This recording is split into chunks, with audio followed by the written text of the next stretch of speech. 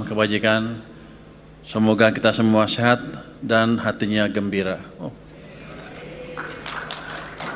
Ini baru nih. Yang saya hormati Pak Luki Alfirman, Direktur Jenderal Anggaran. Pak Sudarto nggak ada ya? Sudarto nggak ada ya? Mana dia? Hah? Pak Sudarto lagi nggak ada.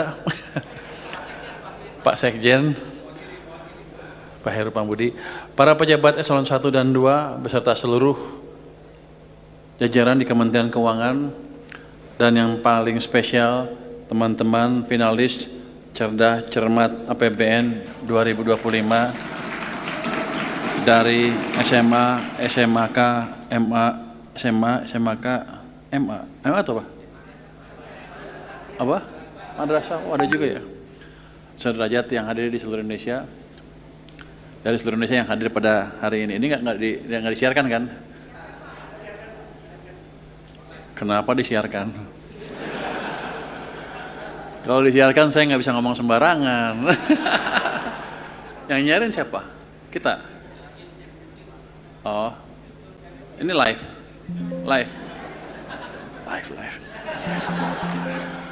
Pertama-tama, mari kita panjatkan puji syukur kepada Tuhan Yang Maha Esa, karena berkat rahmat-Nya kita masih diberi kesempatan dan kesehatan untuk kumpul pada siang hari ini.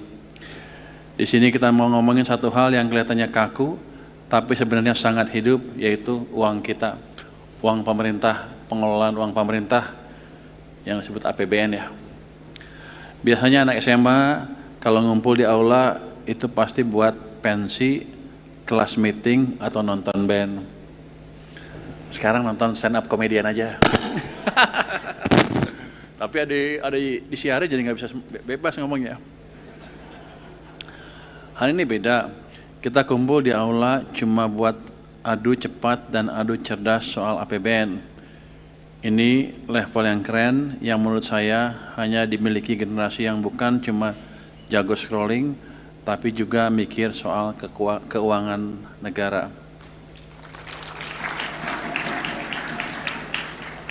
Saya ucapkan selamat kepada 4 finalis dan dengan juara yang sudah kita ketahui tadi, dari Man Insan Cendekia Kota Batam, juara 1 tadi ya.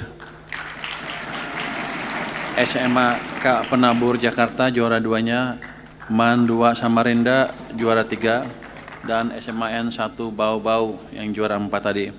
Semuanya hebat dan sangat pantas berada di panggung final nasional hari ini. Sebenarnya saya belum tahu hebat apa enggak.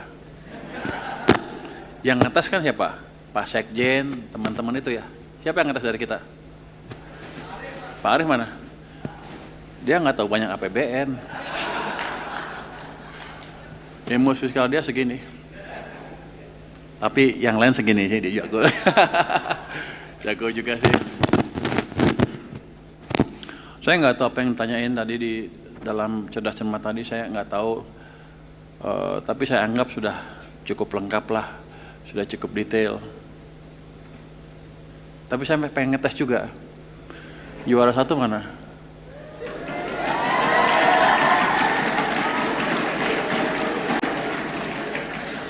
Coba yang juara 1. Nggak apa-apa, di sana dikasih, di bawah ini dikasih aja, dikasih mic-nya. Tengah situ dikasih mic. Kasihan dia jalan sini jauh, capek. Alat ukur yang paling pas untuk melihat suatu yang paling gampang untuk menentukan APBN saya sustainable apa enggak, apa yang dipakai? Pertumbuhan ekonomi? Salah. Temennya?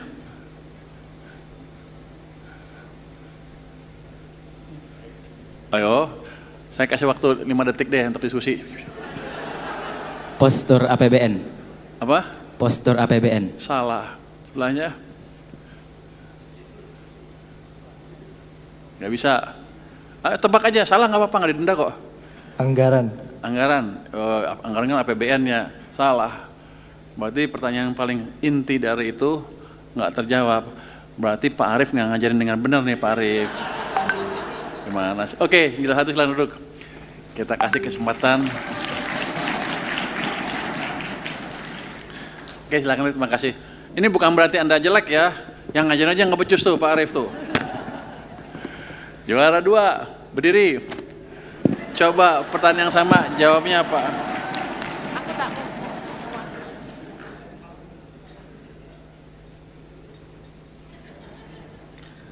Coba apa? Pertanyaan sama. Kalau di APBN, kalau saya mau lihat APBN saya berkesinambungan apa enggak, yang mana yang saya lihat?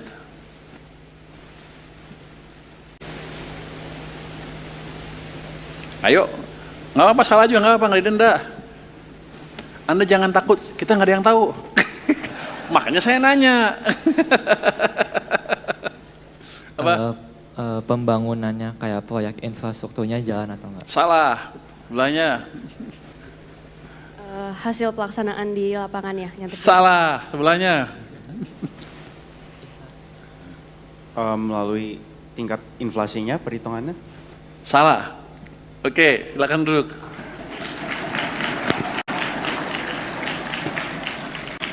Kalau juara 1, juara 2-nya nggak bisa, pasti 3, 4 juga nggak bisa ya? Kira-kira ya? Gimana kalau kita tanya pejabat Kementerian Keuangan?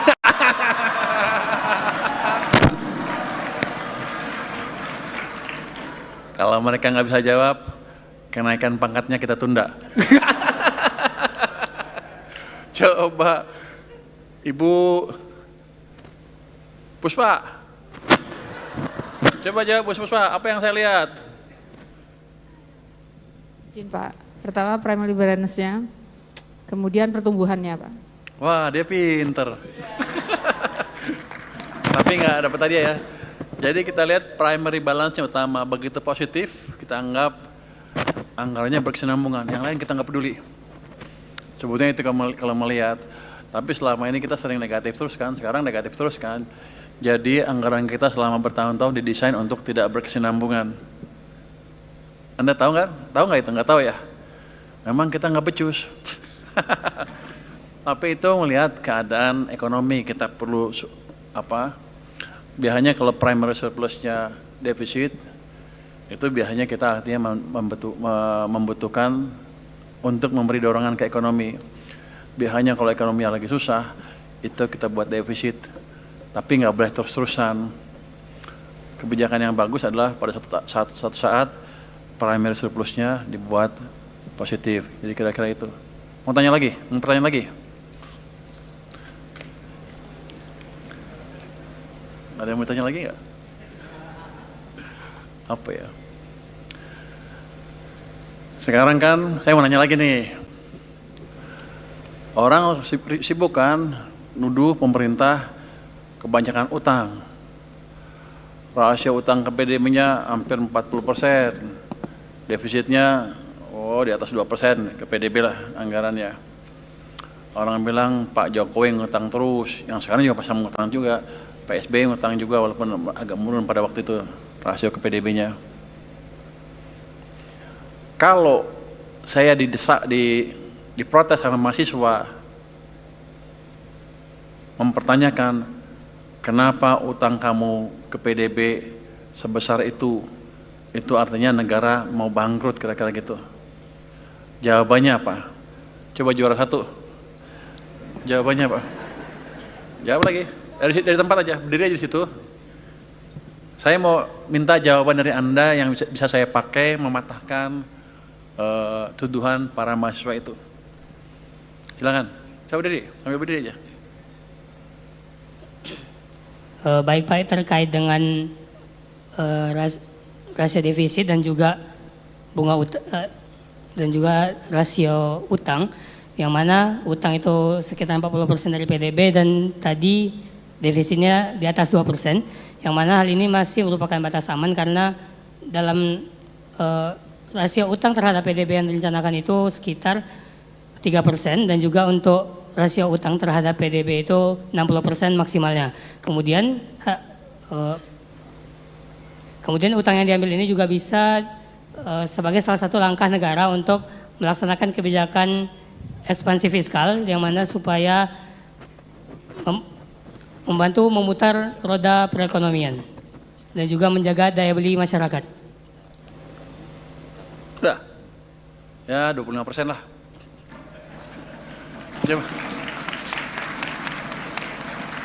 Coba saya tanya yang ranking 4 deh sekarang. Siapa tadi dari bau-bau? Jawaban Anda apa? Biar saya kelihatan bagus gitu. Emang udah jelek, tapi gimana biar kelihatan masih bagus, masih bisa bertahan kalau ditanya orang? Kami rasa kami setuju dengan jawaban dari Man IC Kota Batam kalau tadi rasio maksimal utangnya masih di bawah angka yang tidak normal, yaitu hanya 40% dari yang seharusnya maksimal rasio utang hanya 60% dan defisitnya masih di angka, walaupun sudah mendekati 3%, masih di angka yang belum normal, belum melebihi batas, yaitu 3% dari PDB. Maka dari itu jika mahasiswa melakukan protes, kita bisa menjelaskan kalau hal ini kita belum melebihi batas walaupun utangnya negara itu sangat banyak. 25% juga. Kalau tanya Puspa, pasti Puspa tahu ya. Oh, dia pegang itu lama ya. Kayaknya dia pegang itu lama. Coba saya tes. Bu Puspa tahu nggak? Saya mesti apa jawab? Ke mahasiswa biar saya nggak pusing. Bu Puspa yang jawab sekarang. Lu makanya jangan ngobrol terus lu. Dia ngobrol gimana sih? Nggak tahu. Ya udah. Yang ranking 3 dari mana tadi? Samarinda.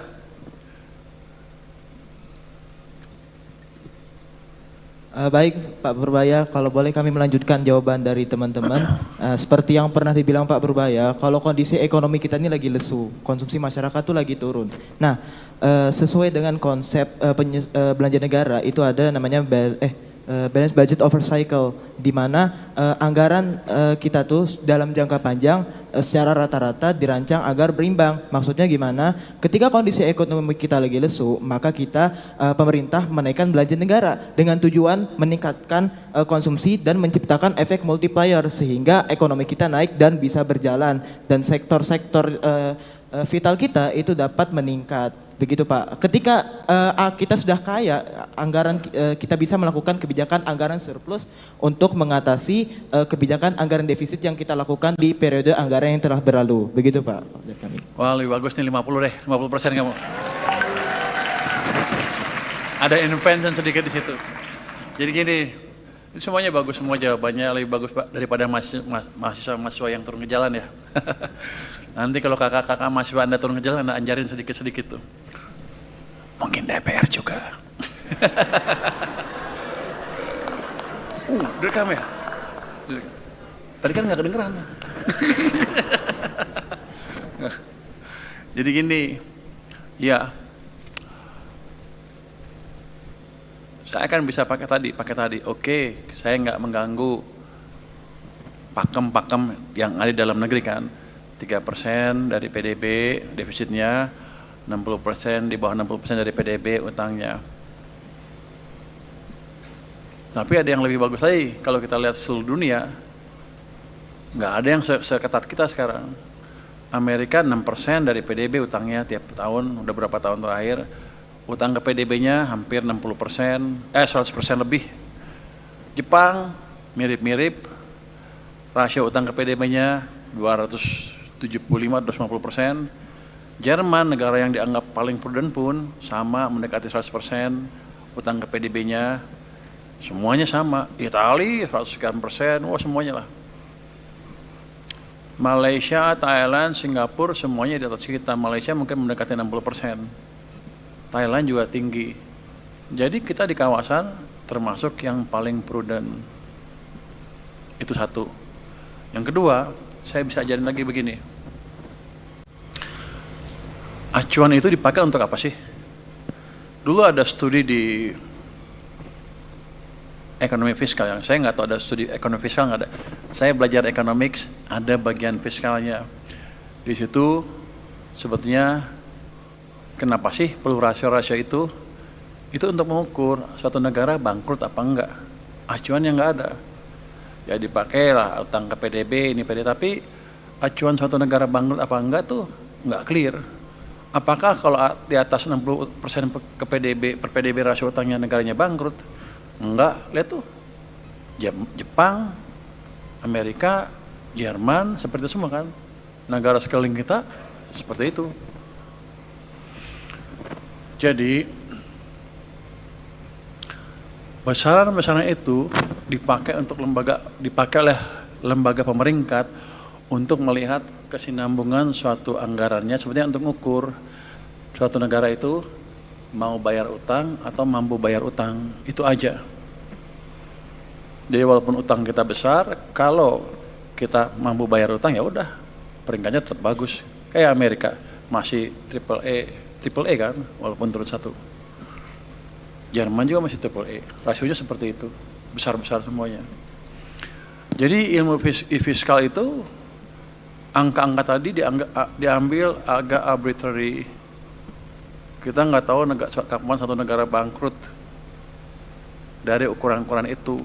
Tapi untuk lembaga pemerintah atau yang mau ngasih pinjam ke kita atau yang memberi surat utang kita adalah mereka pengen lihat kita mau bayar utang atau mampu bayar utang tidak. Itu aja utamanya. Jadi kalau saya misalnya rasio utang ke PDB-nya 40%, tapi besok saya bilang saya default, saya nggak mau bayar utang, selesai itu. Surat utang kita nggak laku. Walaupun kita bilang anggaran kita kredibel, orang nggak akan ada yang mau ngasih pinjam ke kita. Selesai. Dianggapnya kita nggak prudent,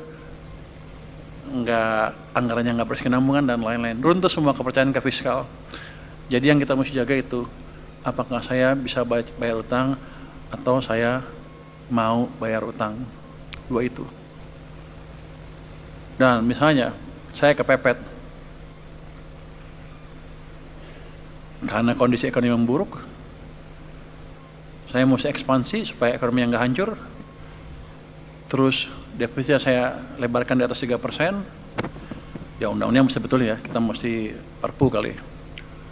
Tapi dari sisi praktek internasional ngaco apa enggak? Enggak juga. Suatu saat mungkin kita akan menghadapi keadaan itu nanti, kalau bukan sekarang ya, bukan zaman saya yang jelas. Kalau gua mah jago, ekonomi pasti bagus terus, naik terus.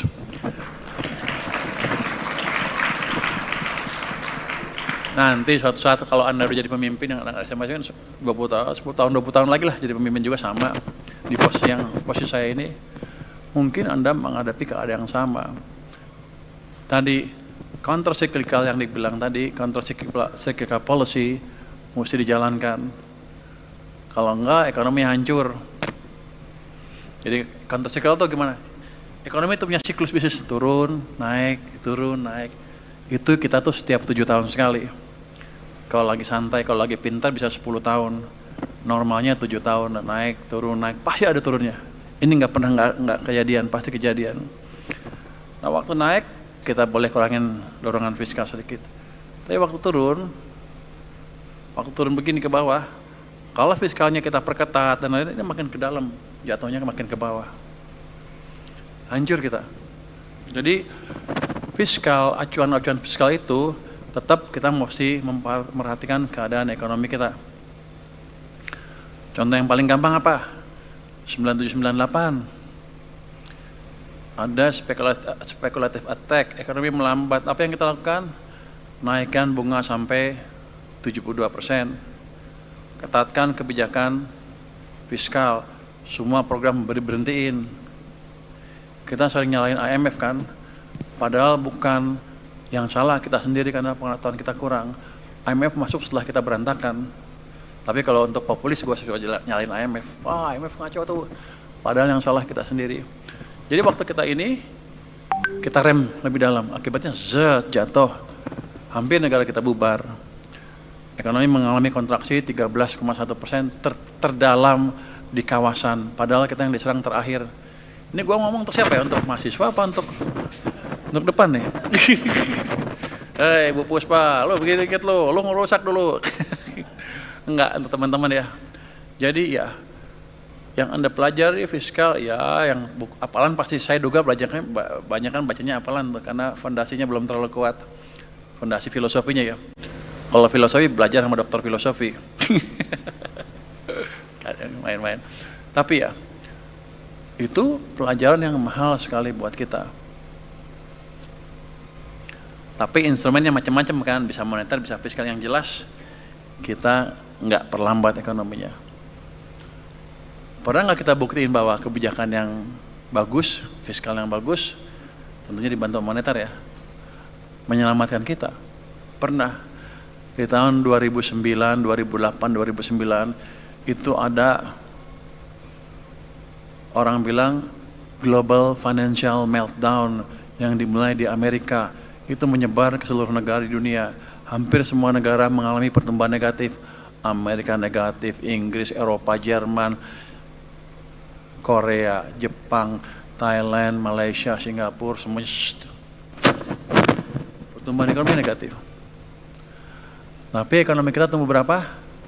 4,6%. Di tengah hancurnya perekonomian dunia, kita masih tumbuh 4,6%. Apa yang kita lakukan pada waktu itu? Kita melakukan counter cyclical policy. Dari mana Anda tahu? Saya dulu tukang bisik-bisik, nggak dibayar, nggak apa-apalah. Think tanknya SBY kita kasih masukan. Jadi fiskal pada waktu 2009 itu dilakukan ekspansi fiskal berlawanan dengan kontraksi fiskal pada waktu 1998. Fiskalnya, defisitnya didesain naik dari 1,1 sampai 1,5 ke 2,75. Ekspansi fiskalnya. Moneternya, bunganya diturunkan, uang digelontorkan ke sistem. Semacam kalau sekarang QE, quantitative easing. Tapi kita udah ngelakuin duluan. Cuman orang kita banyak yang nggak tahu. Karena mereka, apa kita bilang, mereka adalah eksekutor. Think tanknya di belakang jauh. Tapi itu menyelamatkan kita. Jadi kebijakan fiskal yang baik menyelamatkan kita tahun 2008-2009. Mana lagi? 2015. Waktu itu Bank Sentral Amerika sedang naikin bunga, siklusnya naikin bunga ke atas. Kita awal tahun 2015 babak belur. Oh, inflasi tinggi, ekonomi melambat dan lain-lain. Fiskal kita ekspansif di atas kertas. Tapi karena pemerintahan baru tidak dijalankan dengan baik. Jadi mulai bulan Mei 2025 belanja infrastruktur dikebut habis-habisan. Waktu menterinya Pak Basuki. Kenapa saya tahu? Saya bisikin di sampingnya Pak Presiden waktu itu, Pak Jokowi. Nggak dibayar lagi, nggak apa-apalah. Tapi fun. Artinya apa? Fiskal, walaupun kelihatannya santai, tiap tahun ribut, dihajar DPR, itu menentukan masa depan kita. Anda masih muda, masih SMA, masih tingkat SMA, yang madrasah juga udah mempelajari ini, itu suatu yang baik. Nanti siapa tahu ke depan orang-orang yang di sini pada lupa, Anda bisa ngajari mereka. Fiskal yang baik begini Pak, gitu. Jadi itu bisa menentukan masa depan kita. Tanpa kebijakan fiskal yang baik, kita nggak bisa jadi negara maju. Jadi untuk teman-teman dari SMA dan madrasah yang sudah ikut, artinya tadi 4.300 yang ikut ya. Yang ikut ini tuh 4.300 tim rupanya. Anda 4 tim terbaik dari 4.300. Ada juga sekolah luar negeri katanya ikut. Jadi Anda harus bangga dengan 4 besar ini. Berapa persen tuh? Saingan Anda berapa? Kalau 4 dibanding awalnya 1.000 kan kira-kira. Ini kompetisi yang tough. Saya pikir prestasi Anda amat membanggakan. Juga saya terima kasih untuk hal itu. Belajar terus ke depan. Jangan lupa kalau belajar ekonomi, belajar yang betul ya. Biar Anda bisa memperbaiki ekonomi kita ke depan. Saya juga mengucapkan terima kasih kepada Bapak Ibu guru pembimbing. Ini suatu yang baik sekali, perlu dipertahankan ke depan. Ada hadiahnya nggak nih? Hadiahnya apa? Hadiahnya apa? Doa. Hah? Kasih hadiah yang betul ya.